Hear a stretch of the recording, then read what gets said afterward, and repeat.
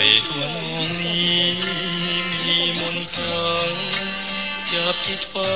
งให้รำพึงยามห่างไกล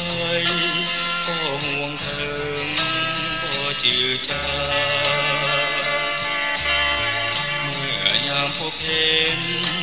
ก็วายเว้นอยากจะเป็นผู้น้องนางผู้คนดี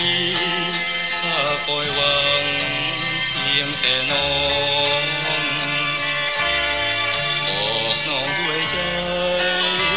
อ้ายบ่เคยหักเคยสัมพันธ์เป็นเจ้าของหญิงใดทั้งทองเฝ้าแต่เลี้ยวมอง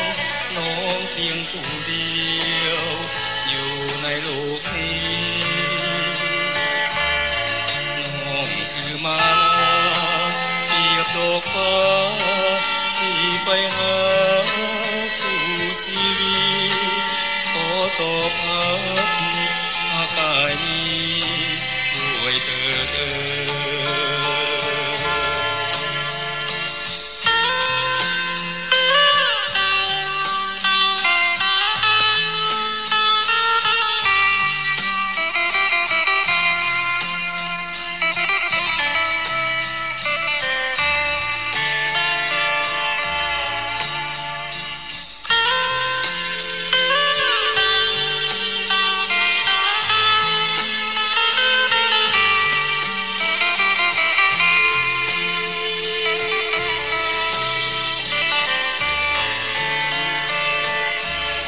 บอกน้องด้วยใจ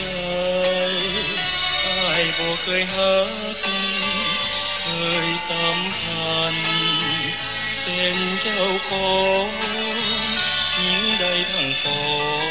งเฝ้าแต่เลี้ยวมอง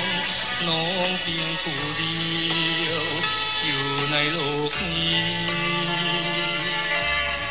น้องคือมาลาเปรียบดอกฟ้าที่ไปหาผู้ชีวิตขอตอบฮักอากายนี้ด้วยเถิด